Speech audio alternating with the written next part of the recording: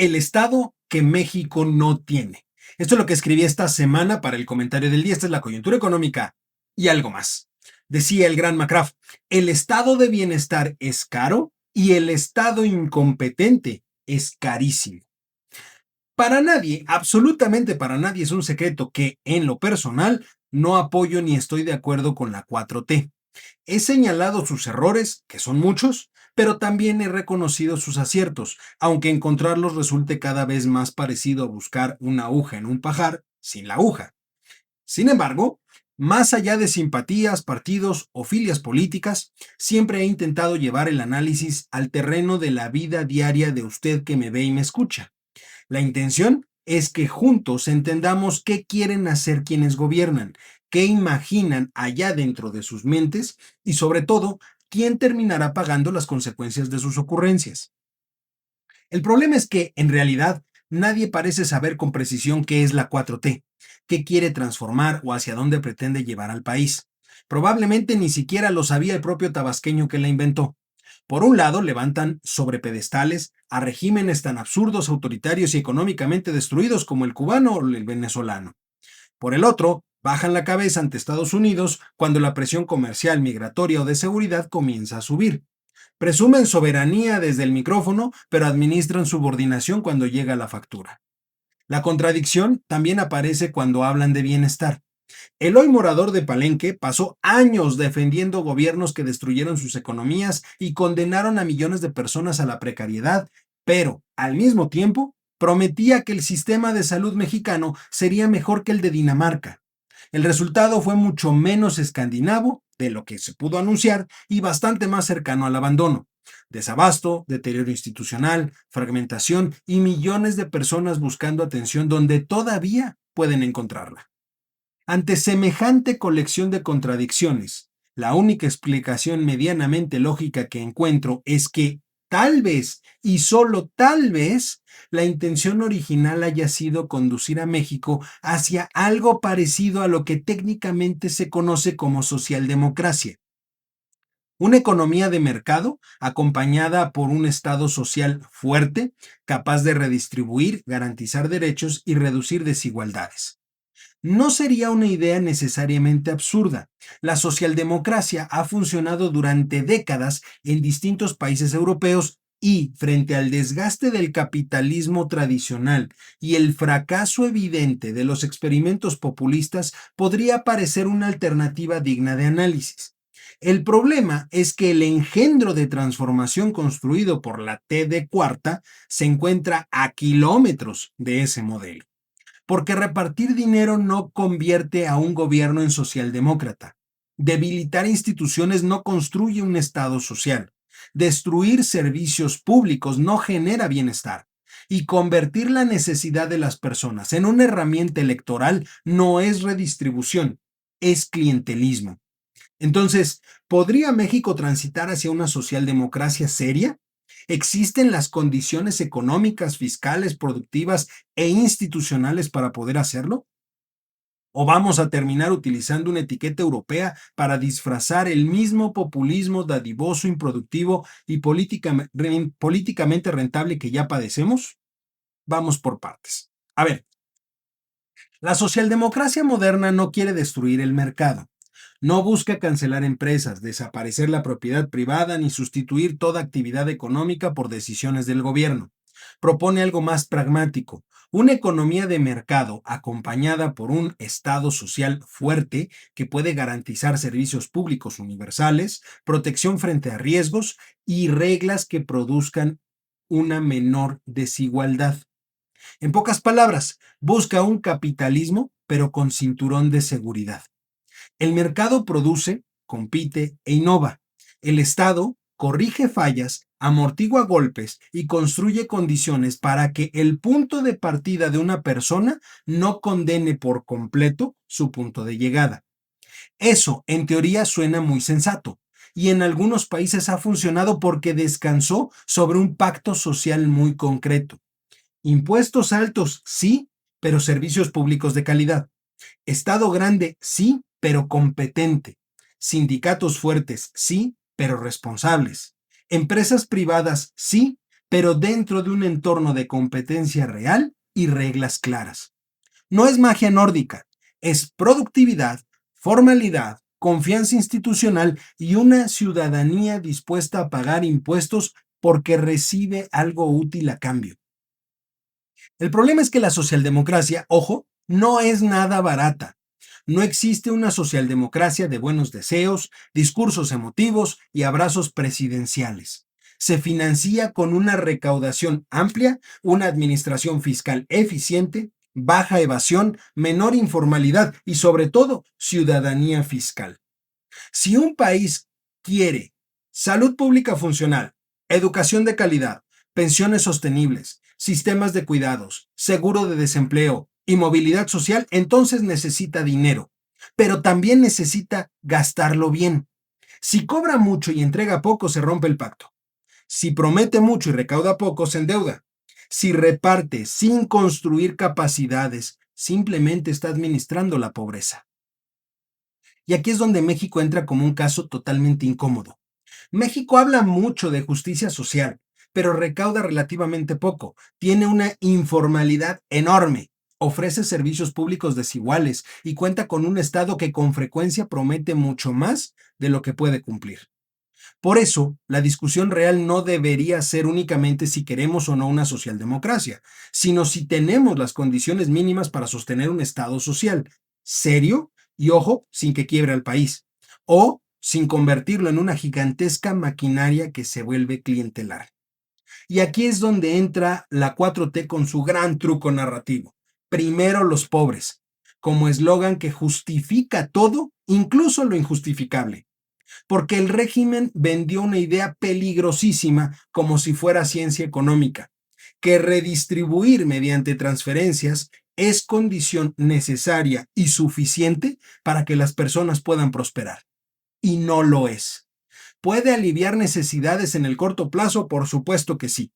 ¿Puede permitir que una familia compre alimentos, pague transporte o cubra una urgencia? Negar eso es totalmente absurdo. Sí se logra. Pero si esas transferencias no se acompañan de salud que funcione, educación útil, seguridad, empleo formal, inversión, infraestructura y productividad, el resultado no es prosperidad, es dependencia. Ese, ese es el punto que la 4T nunca quiere discutir, la diferencia entre derechos y favores. Una socialdemocracia seria construye derechos universales mediante reglas claras, evaluación y sostenibilidad fiscal. La 4T construyó una maquinaria de transferencias en la que el apoyo se convierte en política y la política se sostiene con el apoyo. Eso, aunque lo disfracen de humanismo mexicano, se parece mucho más al clientelismo. No saca a las personas de su condición, las mantiene atadas a ella. No construye una escalera para que suban, les entrega un pequeño banco para que puedan respirar. Y después les va a recordar quién les dio ese banco. Aquí aparece una discusión fundamental dentro de este modelo: redistribución y predistribución. Redistribuir significa cobrar impuestos y transferir esos recursos después de que la economía generó los ingresos. Predistribuir significa construir desde antes las capacidades para que el mercado genere menos desigualdad desde su origen. ¿Cómo se logra? Muy sencillo: con educación de calidad, salud funcional, capacitación, competencia económica, formalidad, infraestructura útil, acceso al crédito, seguridad y sobre todo reglas claras. Si un país redistribuye, pero no mejora las capacidades productivas de su población, entonces termina repartiendo recursos sobre una base económica cada vez más débil. Eso no es bienestar sostenible, es paracetamol fiscal. Y si alguien tiene duda de lo que hizo la 4T, basta con mirar su saldo. Transferencias crecientes, sí, pero al mismo tiempo un sistema de salud pulverizado, educación convertida en terreno ideológico, inversión pública orientada muchas veces al aplauso y no a la productividad, y un ambiente institucional en el que la certeza jurídica se volvió algo negociable. Es decir, repartieron dinero a lo bestia, pero erosionaron las capacidades. Y eso, desde cualquier perspectiva seria de desarrollo económico, es exactamente lo contrario a lo que debería de hacerse. Por eso hablar de socialdemocracia en México exige honestidad. No se pueden querer derechos europeos con un Estado mexicano débil. No se puede aspirar al bienestar universal mientras se destruyen contrapesos, se dificulta la formalidad, se tolera la informalidad gigantesca y se trata al sector privado como sospechoso permanente. Todo se puede hablar en este mundo. Pero ojo, ellos hablan de justicia social mientras castigan la inversión productiva con incertidumbre y premian las lealtades políticas con presupuesto. La socialdemocracia requiere empresas fuertes, productivas y competitivas. Sin empresas no hay empleo. Sin empleo no hay ingresos, sin ingresos no hay impuestos y sin impuestos no puede existir un Estado social que pueda sostenerse a lo largo del tiempo. Una socialdemocracia madura no trata a la empresa como enemiga, la regula, le exige, le cobra impuestos, pero también le evita abusos. Comprende que necesita la inversión privada, la innovación, la productividad y la generación de valor. La T de cuarta, en cambio, suele querer empresarios obedientes, inversionistas silenciosos y capitales dispuestos a soportar la incertidumbre sin hacer preguntas. Quiere recaudación, pero desprecia a quien produce. Quiere empleo, pero genera desconfianza. Quiere crecimiento, pero debilita las instituciones que lo hacen posible. ¿Está agotada la socialdemocracia? Depende de cuál estemos hablando. A ver, en Europa enfrenta retos reales: envejecimiento poblacional, costos crecientes de salud y pensiones, migración, presión sobre las finanzas públicas y tensiones políticas por cargas fiscales elevadas. Pero eso no invalida por completo el modelo, simplemente lo está obligando a tener que actualizarse. La pregunta mundial no es únicamente si el Estado social murió, sino cómo puede rediseñarse para enfrentar la automatización, la inteligencia artificial, el encarecimiento de la vida, la transición energética, los nuevos empleos y el envejecimiento de la población. ¿Y México? ¿Dónde está nuestro país? A ver, México ni siquiera ha construido el Estado básico para sostenerlo. El país quiere derechos amplios con recaudación limitada, informalidad masiva y servicios que no cumplen en absolutamente nada. Y sin confianza institucional no puede existir un pacto fiscal que aguante. ¿Se pueden elevar los impuestos? Por supuesto que sí, pero si las personas observan corrupción, opacidad, obras caprichosas, despilfarro y malos resultados, no van a pagar con gusto, van a pagar con resentimiento. Y ojo, el resentimiento no puede financiar desarrollo, pero sí puede financiar polarización. ¿Es viable entonces un giro hacia la socialdemocracia seria en este país?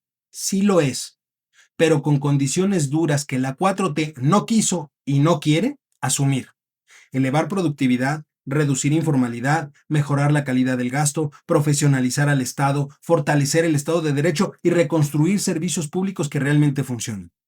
También sería necesaria una reforma fiscal seria, y eso no lo podemos evitar. No una simple persecución contra quienes ya pagan. Habría que ampliar la base tributaria, simplificar la formalidad, combatir la evasión, eliminar privilegios y explicar con claridad qué servicios recibirá la sociedad a cambio. Se necesita invertir en la primera infancia, en la educación, en la salud, en la capacitación, cuidados y protección frente al desempleo. No como dádivas, ese es el error. Hay que verlo como infraestructura social y productiva. Eso implica pensar menos en el aplauso inmediato y más en el pacto de largo plazo. Derechos con financiamiento, protección con disciplina, solidaridad con productividad y bienestar con crecimiento. Porque ahí está la última verdad incómoda: no hay bienestar sostenible sin productividad.